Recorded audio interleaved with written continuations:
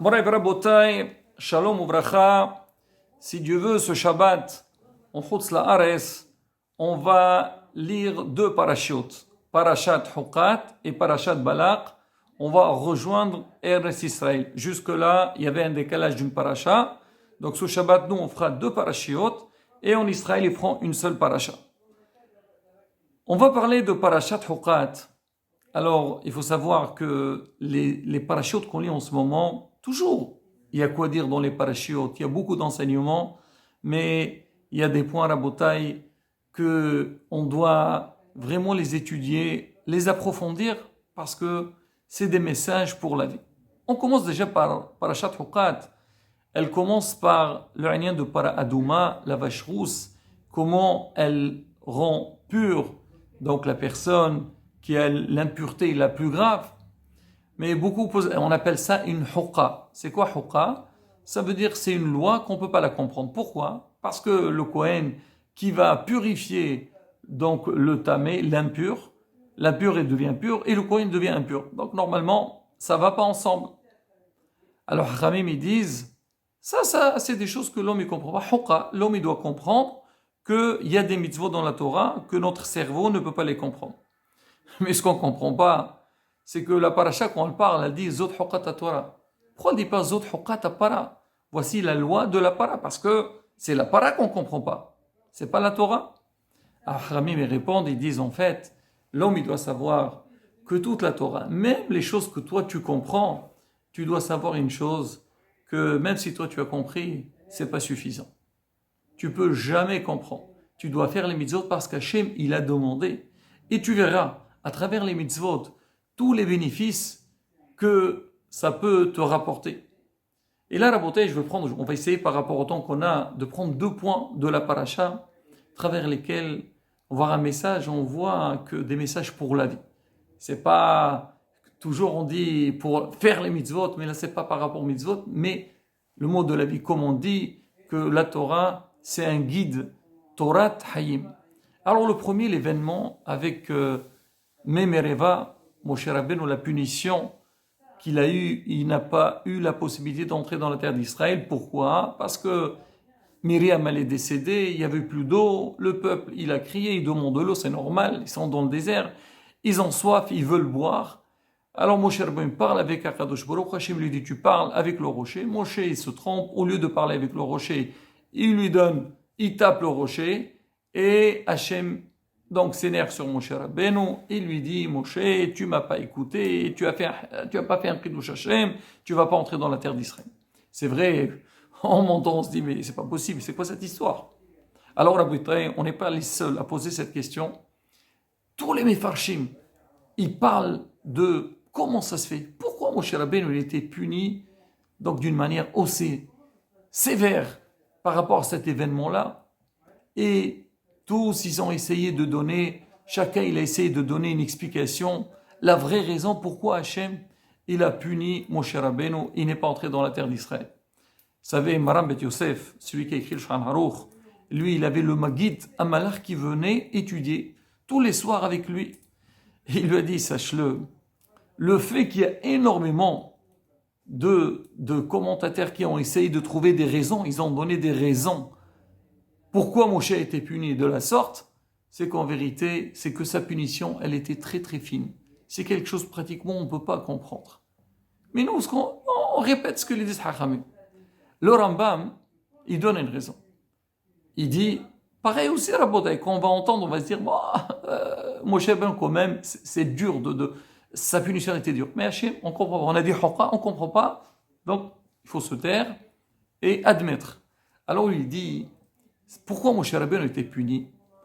Parce qu'on sait que Moshe, c'était Moshe Hansh l'Israël, c'était le leader, le délivreur du peuple d'Israël, et lui, c'était un exemple. Donc c'était une image pour le peuple d'Israël. Et dans la vie, on sait qu'on est responsable, on est tous responsables. On n'est pas obligé d'être rabbin de communauté, ou président de la République, ou chef d'entreprise.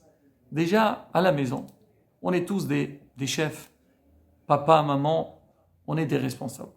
Donc on doit être toujours une bonne image devant ceux qui comptent sur nous, ceux qui apprennent de nous.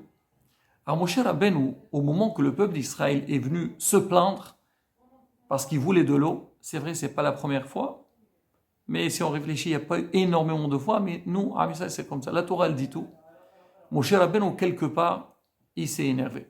Il leur a dit Hamorim, c'est-à-dire que, un peu, quelque part, il a utilisé un terme qui était un petit peu difficile chez mon Hamorim. On dit le fait que Moshe Rabbeinu, il s'est énervé, Hachem, ça lui a pas trop plu. C'est le Rambam qui dit Rabotai.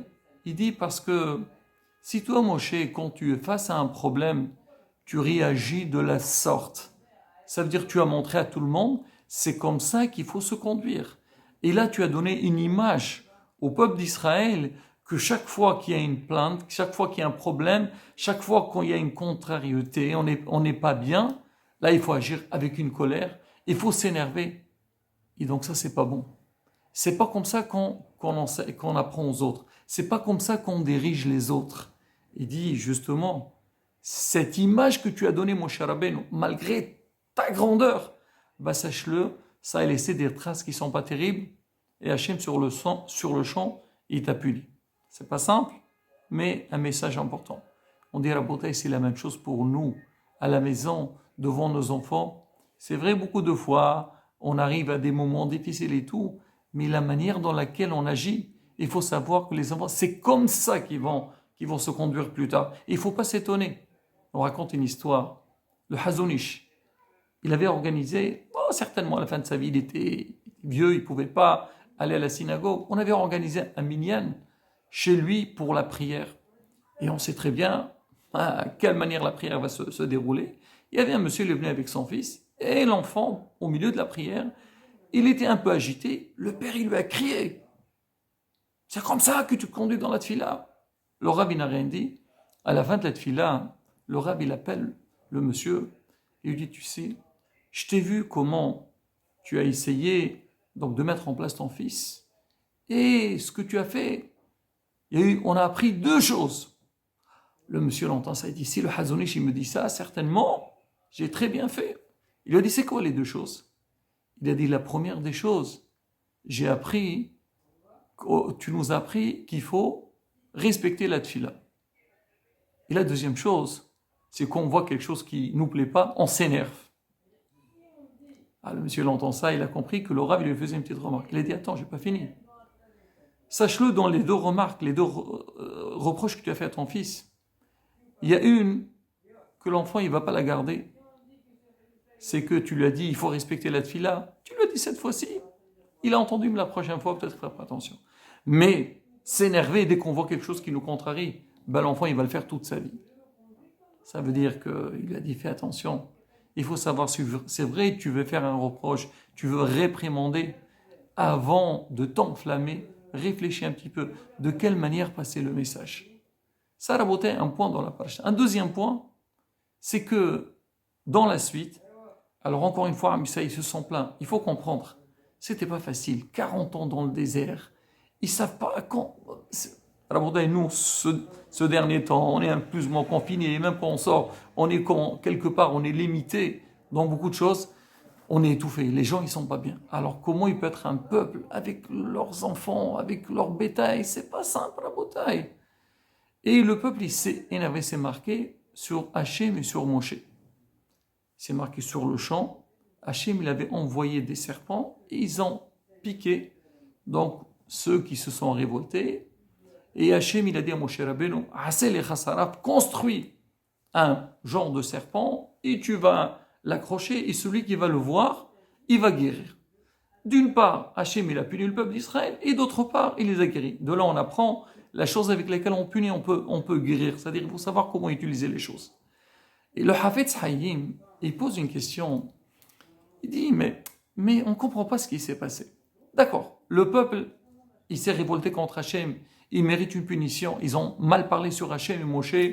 Je comprends qu'ils doivent être punis. Mais pourquoi, pour le remède, Hachem l'a dit à Moshe, vas-y, construis un serpent et mets-le en haut, et après ils vont le voir, ils vont guérir. Moshe, quand il était en Égypte, chaque fois que Pharaon il avait fait des bêtises, il s'est révolté contre l'Am Israël. La Torah nous dit, Waïtpalel Moshe et Hachem, il a pris Hachem, et Hachem, il a enlevé toutes les plaies qu'ils ont eues. Avec une prière de Moshe, tout est parti. Là aussi, Hachem, tu aurais dû dire à Moshe, ou plutôt Moshe, fais une prière à Hachem, et Hachem, il enlève. Pourquoi cette fois-ci? Donc ça a pris du temps, et il a fallu que Moshe Rabbeinu construise, et alors, écoutez la réponse du Havetz Haïm. Havetz Haïm, il dit, c'est vrai que normalement, ça devait s'arrêter sur le champ. Mais le problème ici, il s'agit de quoi? Il s'agit de la Shonara. Et que Dieu nous préserve. Quand la Shonara, il sort, pour l'arrêter, c'est pas simple.